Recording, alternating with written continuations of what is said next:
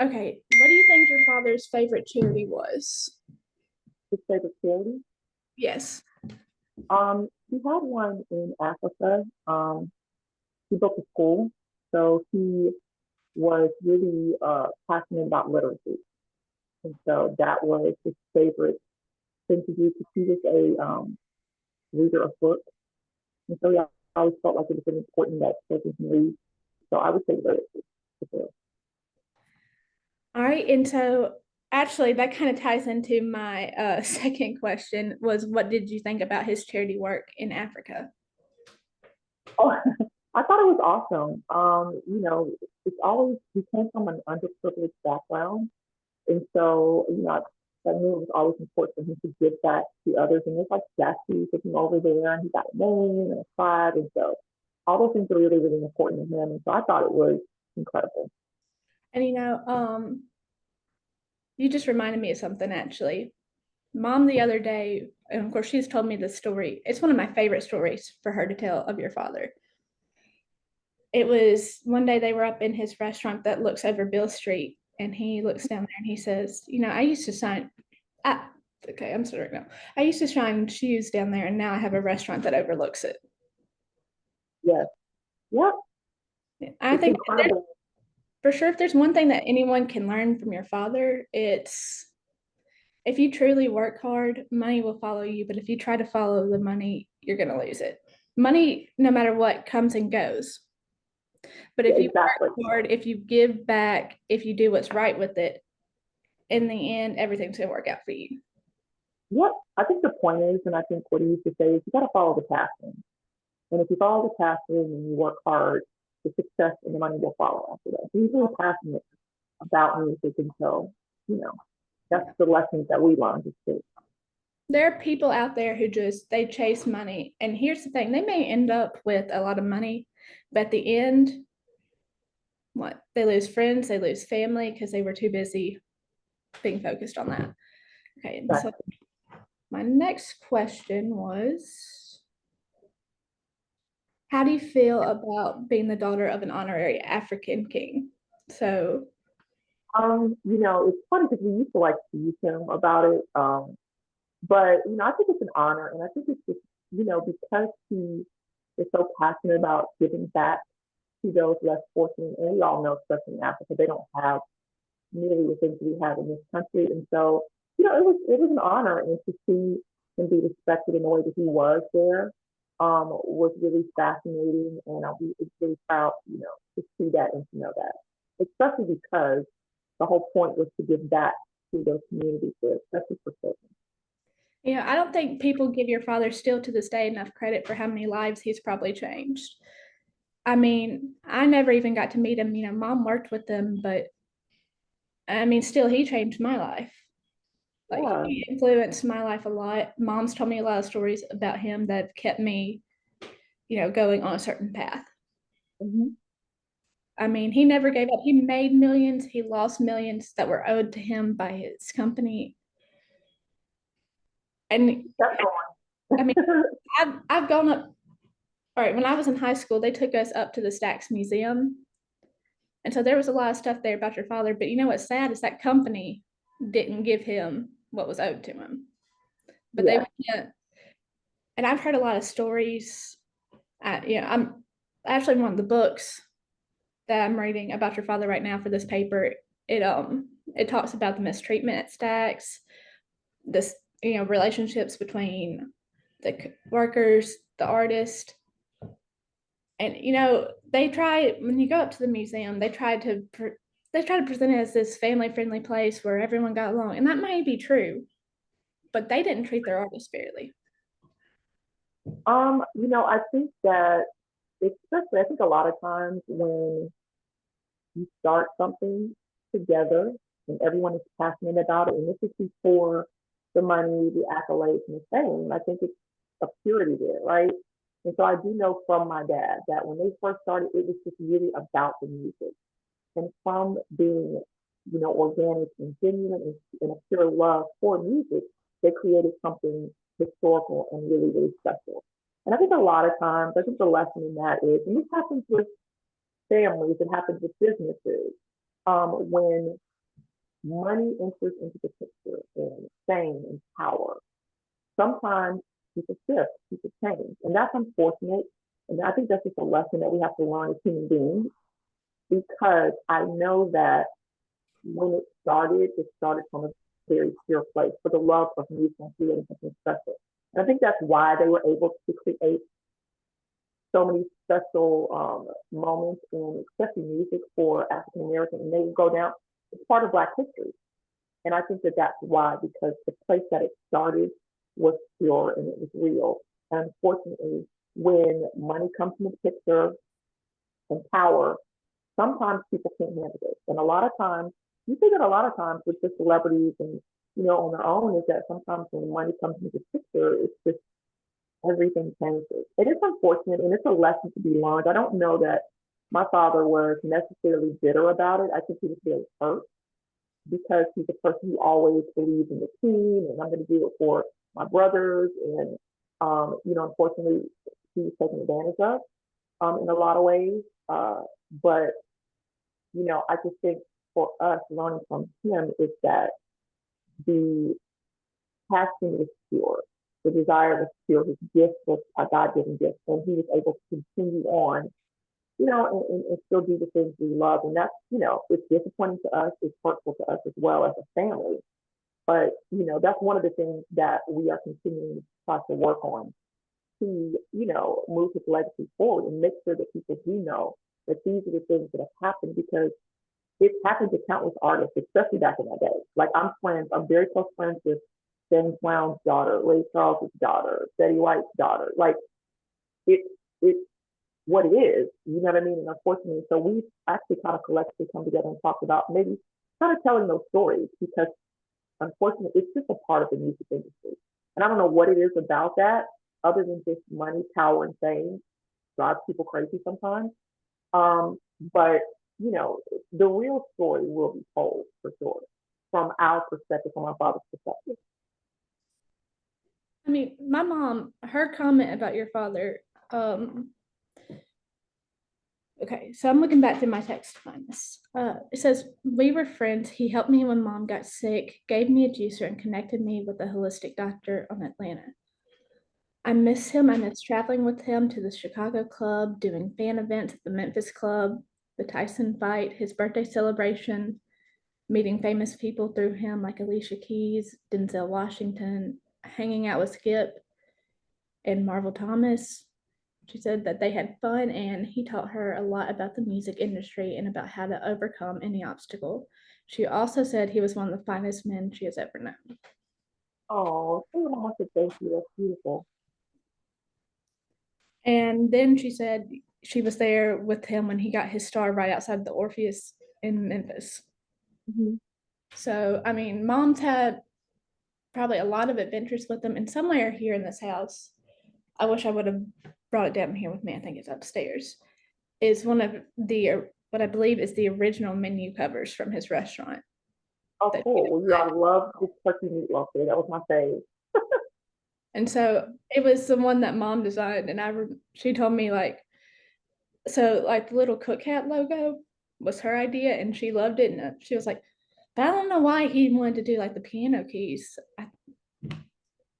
I was like, well, I mean, I had a water it bottle. distracts him, Yeah, I had a water bottle with the piano keys on it as well.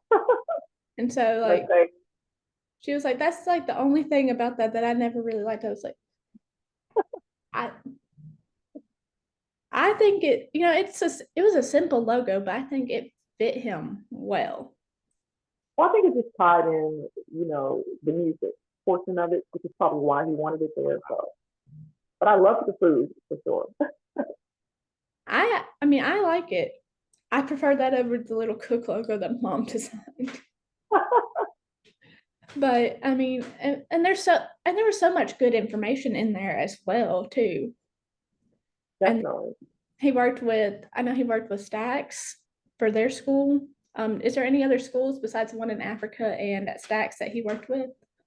There were not schools in particular, but I know that he used to, in rural parts of Tennessee, just different schools. He would drive and drop off instruments to these schools. Some people didn't know he was doing that. but he would actually do that and take instruments to just random schools in rural parts of Tennessee. All right. And what is the best advice that your dad ever gave you? Um, to work hard, be focused, be professional, and always in this business continue to reinvent yourself. All right. And if you had to pick a favorite memory of him, what would it be? It was just lots of them. But one was when we were smaller in Atlanta. Atlanta had a snowstorm. And it's funny because clearly we're still in the South, but when we lived in Atlanta, it was a predominantly white area. There were not really any African Americans there. And it was a lot of, for whatever reason, I think it might have been before the holidays, but there was a snowstorm and some of my brothers and sisters were in town from Memphis and we got snowed in. And we had to walk through this little, it was called the country store in the snow, like snow up to our knees.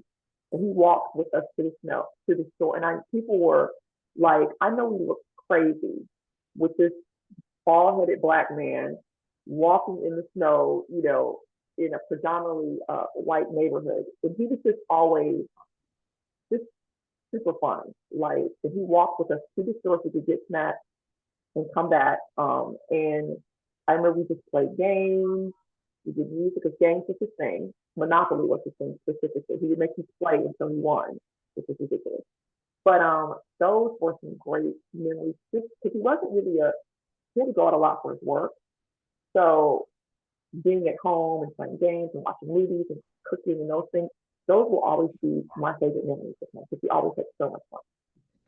All right. And so let's see. What was your favorite song that he ever wrote? I think David, it was performed by Ward, but he wrote the song and it's just a beautiful song. That was one of my favorites. All He right. wrote that. I love Walk On By, but he just produced that and performed it. I love Walk On By, but David, he wrote all of it. All right. And what is your favorite cover song that your dad did? Walk On By. That was definitely my favorite. And how would you say he shaped your life? Um, I would say just the experience of living under that microscope has made me stronger. I would say to see someone come from nothing and create this life for himself and go through the adversities that he did and continue to put one foot in front of the other and try to move forward. It's strength. It's strength and gratitude because I don't think you get it until you become an adult and you get older. Because when you're born into that type of thing, you don't really understand um, the level of, you know, the kind of life you're living in. He wasn't always forthcoming about where he came from until we were older. So once I realized that, like literally, like you slept in cars and stayed out of trash cans and train cars and cardboard in your shoes. I mean, I was living a life of success. And so for him to come from that and create this life for his family, it just showed me gratitude and it showed me strength. And it showed me that what's meant for you is meant for you. According to mom, mentally, personality wise, and even physically, he was one of the strongest people around.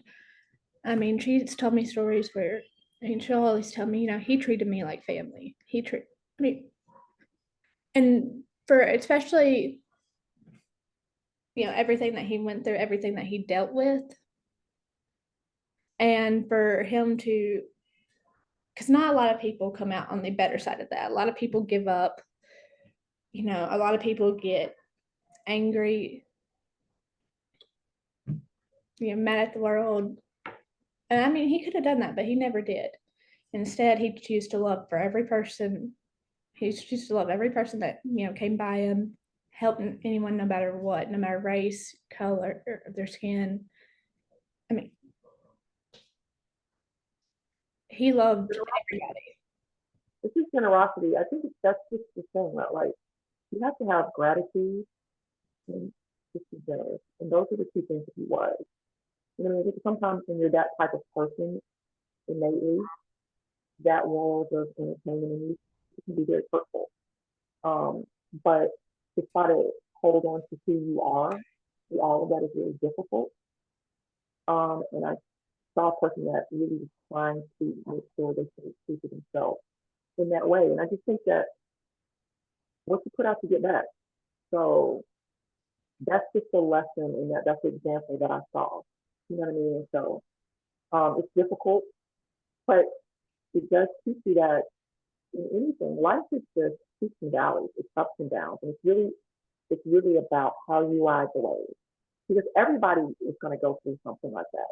Maybe not to that magnitude, maybe not in front of the world, but when you look at your lifespan and you become older, there's going to be challenges in your life, and it's really going to be about how you handle those challenges. And so, for me to see someone go through something like that and really continue to put one foot in front of the other and continue to reinvent themselves is just a lesson for me in my life.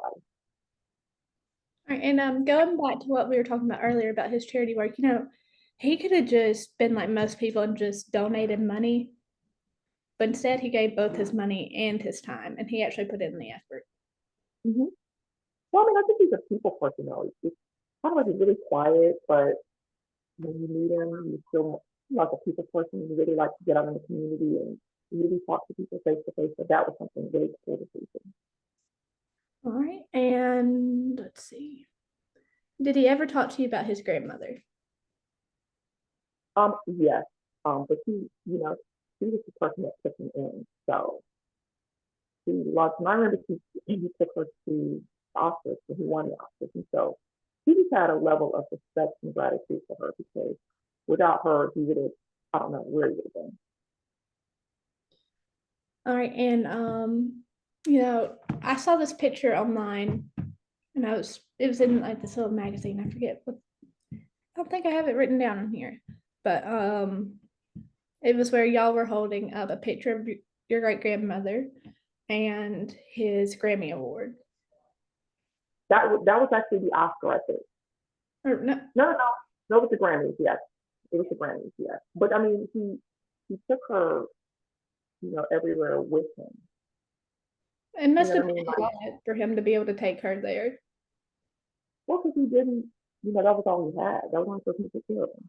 So, you It know, must have been a cool experience for her too, because I mean, living the majority of her life having nothing, and then she takes in her grandson, raises him, gives him everything that she can, and next thing you know, he did something that it's a 1 in a billion chance of happening. exactly. But that's when I think that what's for you. Yeah, and You at the time, know, that's when the Grammys actually meant something too. Like yeah, I for think sure. now, yeah, the songs are good, but the Grammys back then, that was especially for him to be the third African American man to win an award like that. For sure. Yeah, I mean, that was really, that was, that was incredible. But that's one thing, that's the cool thing. I just think that what's meant for you is meant for you. And I don't think that he expected it at all. But I think that when you enter into something, it's pure intentions and for the love of it, those things, those accolades and all those things will follow, you know. Right. And let's see, I think I have a few more questions in here about him.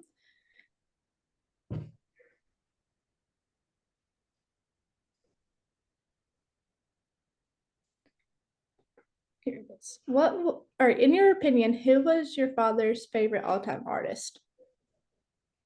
Ooh,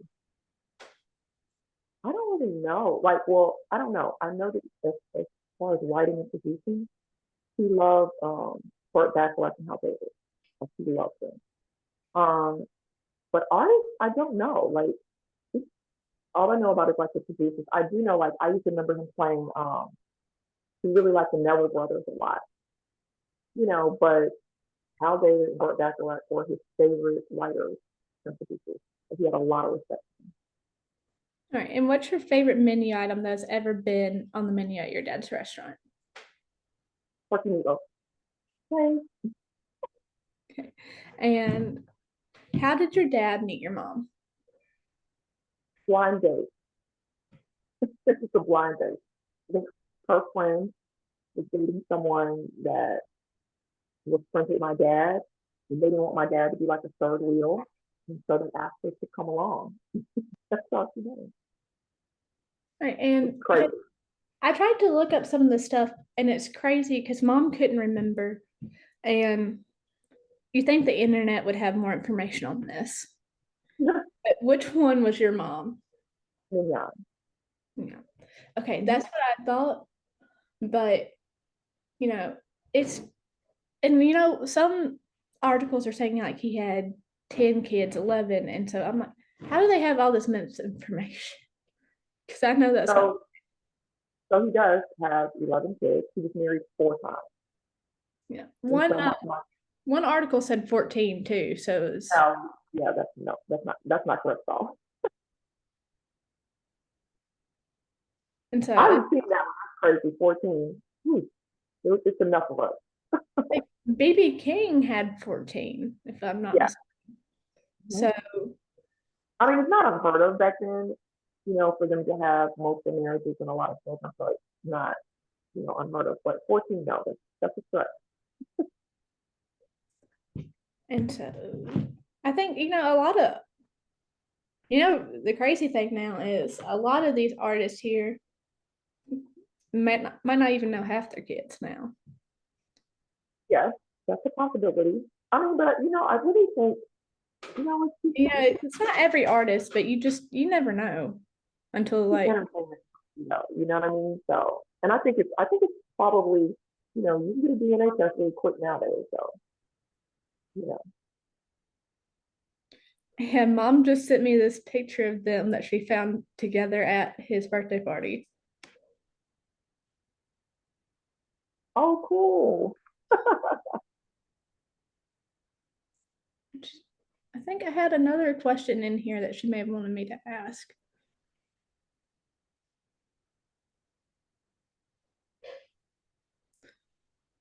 Or did I already ask it?